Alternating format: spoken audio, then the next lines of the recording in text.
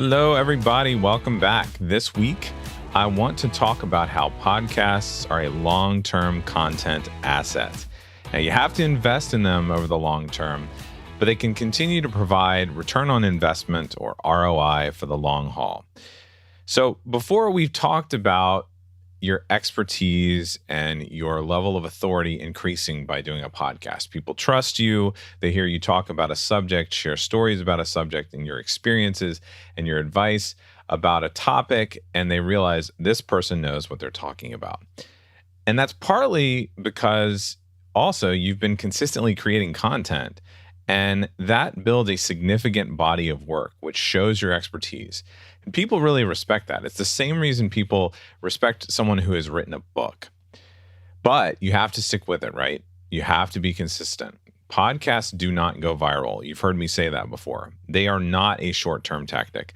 There are lots of people that think they want to do a short season of a podcast, and that's great, and that can be beneficial. That can be a resource that you send people to.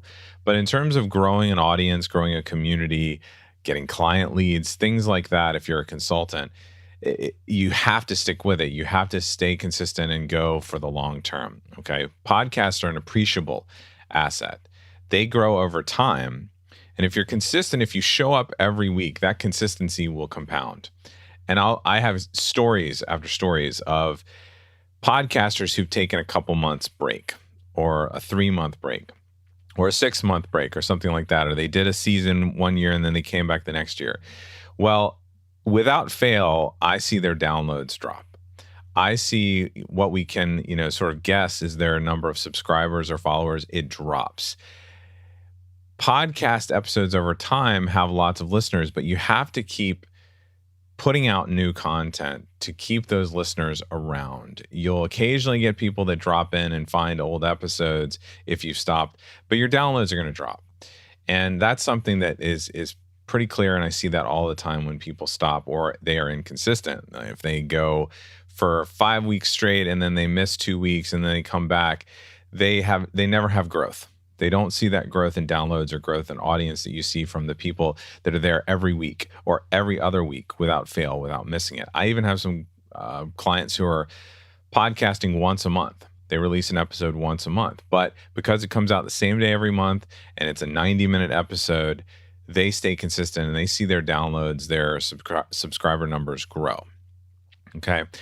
Now, the other thing that happens, and the reason you want to stay consistent, and also I think of podcasts as this long-term investment. A podcast listener may discover your podcast at like episode 25 or episode 50 or episode 75.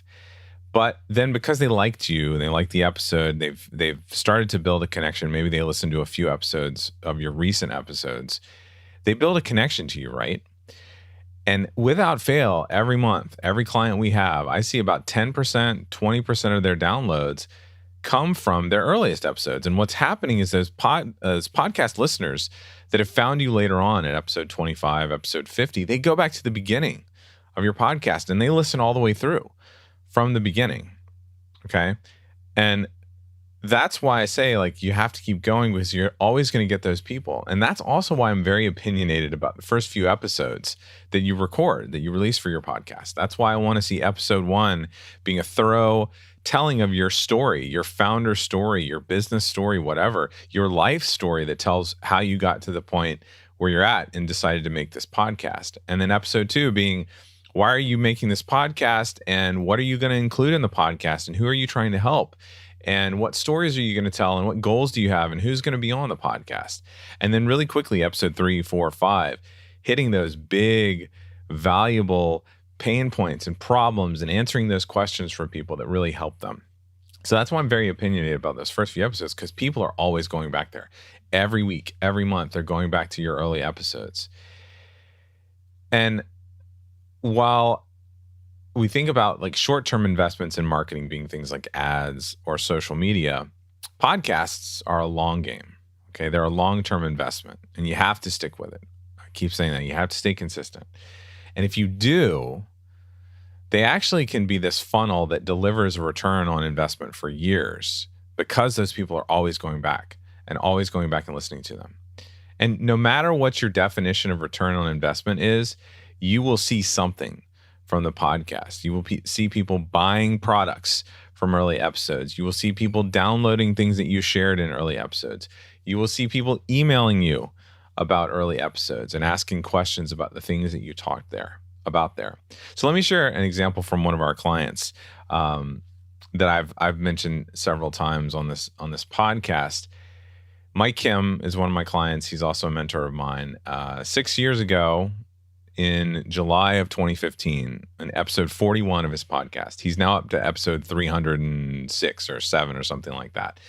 In episode 41, in 2015, 6 years ago now, more than 6 years ago now, Mike shared some standard forms, some standard business templates that he uses when onboarding a new client or going through a sales call, getting them to fill out a questionnaire.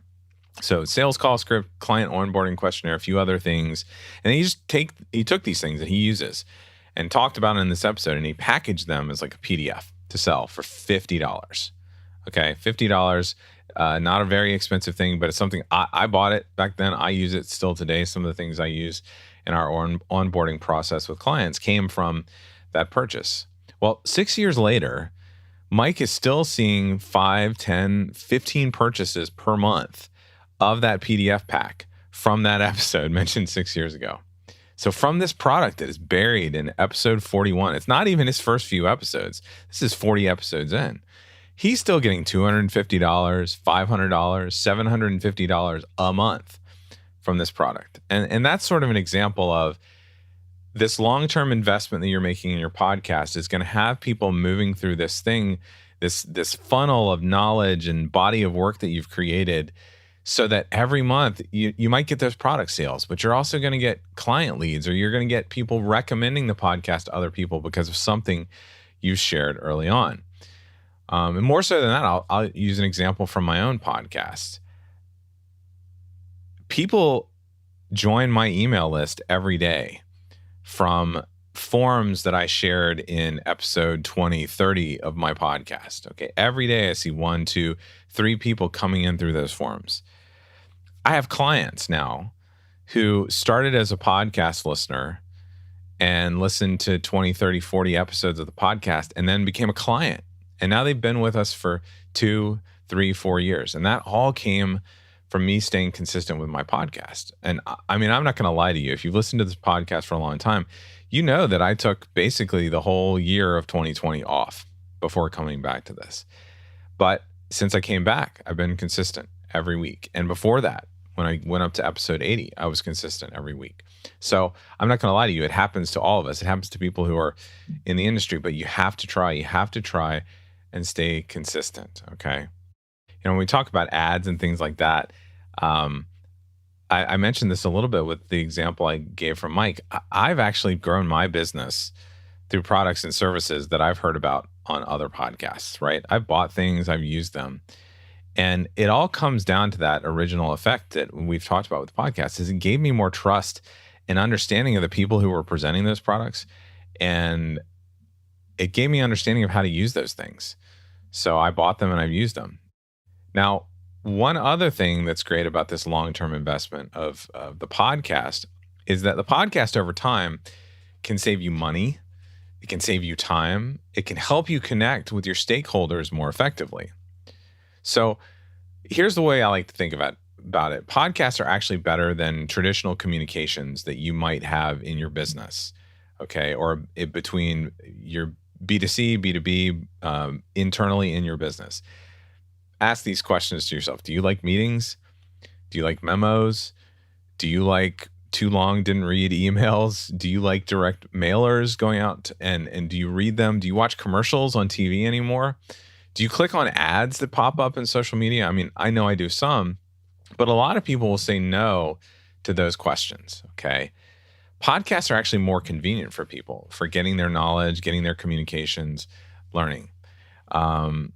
They can be consumed in many different locations. They can be consumed at double speed for the people that want to go faster. I noticed today the Apple new operating system 15.1 or whatever updated overnight. And now in the podcast app on Apple, you've got 1.25 speed, 1.5 speed, and 2 times speed if you want to go faster. And there's a lot of podcast apps out there where you can go to 3 times speed. I don't know who those people are. I can't listen that fast. I miss everything that's in there, but I can listen at double speed. Some people prefer to listen to things instead of reading, right? We've talked before about how there's a blog audience, there's a podcast audience, there's a video audience. And the podcast reaches those people who want to listen and don't have time to sit and read or don't have time to sit and look at a video. And additionally, a podcast is also better than traditional communications because you can bridge time zones because listeners can listen on their schedule. It's on-demand content wherever they are. And most importantly, okay, now let's think about internally or externally. A podcast allows leaders in a business, the owner, the founder, the person who's very busy, to virtually connect one-on-one with a customer, with employees, with any type of listener. So if you're in a business or a corporation where your C-suite leaders, they'll never meet customers one-on-one just because there's too many, or maybe even employees, they won't meet one-on-one. A podcast is actually a chance to connect in that way, better than the traditional communication of an email or speaking at a large event where they're on a stage. The podcast actually gives them that chance to connect. Additionally, a leader has more freedom to connect authentically and be vulnerable in a podcast that they're recording alone in a room versus being on a large stage or with a large crowd. It's a more engaging way to communicate. So I hope some of this information today was helpful, thinking about how podcasts can be effective as a long-term content asset and how they are better than traditional communications that you might have in your business or for your business. Okay.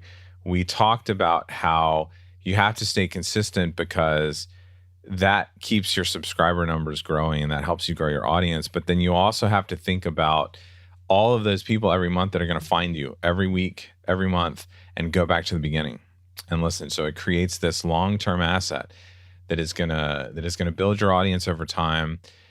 And then when you're thinking about using it as instead of other communications, think about the benefits of a podcast being more convenient for people and a podcast allowing leaders to connect more one-on-one, more authentically with the listener, whether that's the customer or an employee or another business or anything like that.